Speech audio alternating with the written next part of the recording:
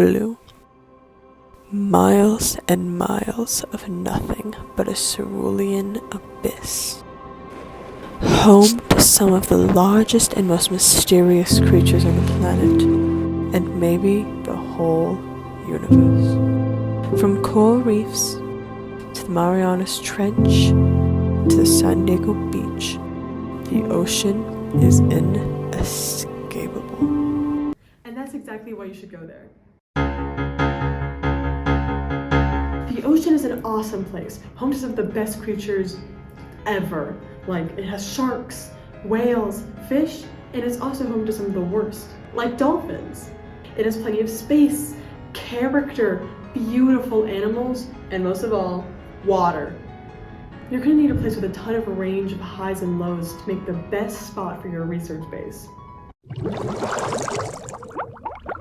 Just west of the USA, there's an ocean. Mostly tropical in climate and with only 3 seasons, the Pacific Ocean is begging to be explored by people like you, full of mystery and unknowns. The ocean is one of the least explored areas on the whole Earth, with the Pacific Ocean being specifically mysterious. It also just is generally superior for all other biomes. Worried about messes? The ocean is 100% water, meaning no dirty shoes from exploring a place like the savannas. As well as, there's no need to worry about bad smells due to the fact that you can't smell water. With an average water temperature of 39 degrees Fahrenheit, the ocean also works perfectly to wake you up in the morning. Better than a cold shower, arguably. Biomes are characterized by the animals living inside of them. The ocean is the best. Look at these fish. They are in love. Name another biome with hopelessly romantic fish in them. I'll wait. Or fish that look like bunnies. Or fish with poisonous spines. Poisonous spines. And most of all, the ocean has a hidden feature that I guarantee you will love. Like freaky stuff, bam, goblin shark. Like adorable blobby stuff, bam, blobfish. Want a new animal to worship and obsess over to become your new personality? Bam, angelfish. The ocean can do it all. With an ecosystem like the ocean, you're going to have a vast amount of biodiversity, which can be super overwhelming to explore, which is why I decided to format it into a basic tier list. This. Okay, if you've been on the internet in anywhere between now and the past maybe 2 years, you're probably familiar with this tier list. S being the best, F being the worst, and the various tiers beneath them. Kind of like the grading system. Let's get into it. Water, A tier. Now, water is kind of essential to the ocean, but it doesn't really do anything like superb, I'd say. I mean, like, without it, the ocean would just kind of be like a big sand pit, which, like, no hate against giant sand pit, but like, the ocean is made special because of its water and the aquatic creatures that live in it. So, hasn't done anything wrong, but nothing extraordinary. Solid A tier. Next up, sunlight, S tier. Easily. I love the sun. It is so warm, it is so cozy. I love curling up in some sunlight, and aquatic animals do. Also, the lack and absence of sunlight is what ends up making the twilight zone, which is just the coolest. So sunlight, easy S tier. It also allows for things like coral and other plants to grow underwater, which coral's pretty cool, so S tier. Salinity. Salinity is how much salt and water in it deserves an easy S tier. It's creative. It gives the ocean that iconic salty smell and salty taste. And I would eat salt in handfuls if I was not deathly afraid of kidney stones. S. Temperature. I mean, it doesn't stand out, which would make me put it in C. However, it is what dictates what species can live where, and it also plays like a vital role in like tropical versus like Arctic settings. It's more of a factor affected by things like geographical location, but like, I think of the warm water of the Bahamas and the icy water of the Arctic, and I go, it's passable, so it gets a B tier. You know, it affects which species can live where and stuff like that, but like, not too outstanding, I don't think. And for our final abiotic factor, abiotic meaning not alive, or never lived, being substrate in C tier. Substrate is, it's muck. It's just kind of like the stuff, the bottom of the ocean floor, the bottom feeders just kind of like eat and nibble at. It's not much, but it's not bad either, to be totally fair. Substrate's a little iconic, helps a lot of the organisms in the ocean, It's kind of like a mix of like sand and like kind of dead stuff. It's like a whole bunch of stuff. And that kind of variety almost intrigues me. Like, what really is substrate besides muck? And the word muck has a C in it. Muck tier. Easy. Done. Okay, the next creature is too good to go in S tier, so I'm gonna put it here. Mentally, it's right here. The whale shark. It is right here. Best animal. I will die on that hill. I will die saying the whale shark's best animal. It just happens to be in the ocean, because the ocean's awesome and houses all the best creatures. Whale shark, S tier. Best. Name me a better animal. I didn't think so. Better than best, whale shark. Arctic / killer whale. They eat everything, which makes them kind of useful in an ecosystem, but because they eat everything, they can be like a little rude and menacing. Like, they're a bit of a bully. They just kind of like eat everything and they don't really care. And they're mean to dolphins, which, to be fair, took them out of B tier because they don't mean to dolphins. But they're also kind of mean to a bunch of other stuff. But they look really cool. Like, if I had to spend my life studying an animal, might as well be a cool looking animal like that. It's like a reverse spy mask. It's cool, it's mean, it's rude, and it's really. A tier, done. Ocean manta ray, S tier. Beautiful, it cycles nutrition throughout its environment, and it eats things like zooplankton and crustaceans. It's just the best. It looks pretty, it looks cool. If I were to spend my life studying an animal, screw the killer whale, I'm researching the manta ray. Cause, have you ever touched one before? Do you know what their skin feels like? Cause it's cool, I'll tell you that. If I wanted to research something, it would be something cool and something pretty and something I adore. Ocean manta ray, thank you. Shrimp, easy B tier. Nothing really excellent or superb, but like, they're important for their ecosystem. They're a big source of food for a ton of other things, even things on this list. And I've had them before. They taste fine. Their little spines kind of freak me out. But otherwise, not a whole lot wrong with them. They're good for food, and they look a little silly, to be honest. Look a little silly. Easy B tier. Done nothing wrong, done not a whole lot right either. Plankton. Essential to the environment, not essential to my happiness like the whale shark is. C tier, it'll go in muck tier. Blue whale. Iconic, silly noises, and they control a lot of like the krill and shrimp population and the plankton population, which, I mean, I wouldn't want too many of those. But no, nothing outstanding, but they're pretty good, A tier. Good job. I'm not gonna write this one down yet because I need to take you through the tiers. Mimic octopus. Octopuses on their own are at least a B tier or higher because they're cool. The mimic octopus can mimic things. A tier. The mimic octopus has a candy cane pattern. It looks like a lollipop and I want to eat it. S tier. Dungeness crab. A tier. Pretty sure I just spelled Dungeness crab, but that's the best I could do. Now, crabs themselves aren't anything really spectacular. I mean, I've heard that they taste pretty good. I've had a bit of them myself. However, they look really silly. They're pretty vital to the ecosystem. A ton of things eat them, but they also have eyes that look like this. I mean, if you're really like weighing like your options, would you rather research a cheetah or a silly crab? One of them will like bite you. You can't get too close to them because they'll get angry, and not quite frankly as pretty. However,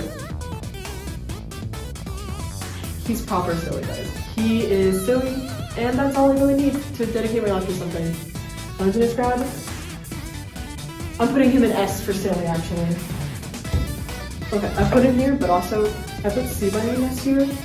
Not a whole lot to say. They're just great. And that's our ranking. Why did I rank them? I don't really know. To be totally honest, I'm not too sure why I ranked them. However, it can clearly show you that no entire thing in the ocean, even muck, is below a C. Everything is mid and better. Some things godlike even. If I had to spend my time in a biome, I would like the things to be amazing the whole time. with such unique biodiversity and so many different parts that depend on each other, like the orca/killer whale, like scribbled out a little bit. That depends on the shrimp, on the salinity to live. It depends on the shrimp that has to eat the shrimp. The blue whale depends on the plankton. It does. Pyramid, food chain, perfect. And in fact, to show you just how good this biome is, I ranked the savanna. Nothing gets past an F tier. Cheetah, too many spots. Jaguar, what's the difference between that and a cheetah? Lion, I'm upset at one of them for killing Simba. Water, bison. They're similar, but not in the good way, not with salinity. Grass, itchy. I make my case. I make my case. You know, in fact, let's add another one. Hot. The savanna is too hot. If you are exploring the ocean and you need to cool down, you've got the ocean. If you're exploring the ocean, if you're cold, you need to warm up a little bit, you've got warmer oceans. What can't the ocean do? It's built. The ocean is simply better in every single possible way than a biome like the savanna, or even a location like the forest. Ignore the crow nest here. I really like crows. However, everything else is an F tier. Everything down there, not that good compared to the ocean, obviously. If I were to play my research base, I want it to be somewhere that has some amazing animals and not places that have a bunch of F tier animals, if you ask me. I rest my case. Good morning, citizens of the Pacific Ocean. I'm your host, Shelly Sheldon, here at today's population report. Last month, we watched as the food sources for the spotted eagle ray began to diminish, and they began to be seen a lot less as well. This is due to having an imbalanced female-to-male ratio, meaning they don't have enough females to produce as many babies as they did last season. Now that it's rising, if we look over here, we can see that the bay scallop population is heavily increasing due to having less predators, and the threat of the spotted eagle ray diminishing. If we look over here, we can see that both the zooplankton population and the pink shrimp population have both risen too, as a result of the diminished spotted eagle ray population. If we look at tomorrow's population forecast, we can see that as the pink shrimp population rises, so does the tuna fish population and the sea turtle population, especially with the zooplankton population rise. All of these rising together eventually create this final stage, which is the rise of the predators that eat those things. What are these predators, you might be asking? Sharks, barracudas, and all other apex predators that just love when populations rise. As the shark population increases, it then doesn't have enough food at these lower tiers to support itself, meaning that these populations are all going to drop due to their predators outnumbering them, and eventually our top predators here are going to drop as well, meaning the entire ecosystem takes a step back, though it will continue to rise again. This is caused by what's called carrying capacity, which is the amount of organisms that an area can support. When a population exceeds its carrying capacity, its limiting factors will then bring it back down to that, usually a step beneath it. If we look here, we can see some limiting factors for the spotted eagle ray. All of these cause the population to change. And that's today's forecast. Now, Shelly Sheldon with the news. Thanks, Shelly. This is Shelly Sheldon, currently reporting on the zooplankton situation. And as of today, all zooplankton have gone extinct. Don't worry, it's perfectly fine. No animals depend on them. Hold on. We were just talking about that. Okay, all the animals are currently dead.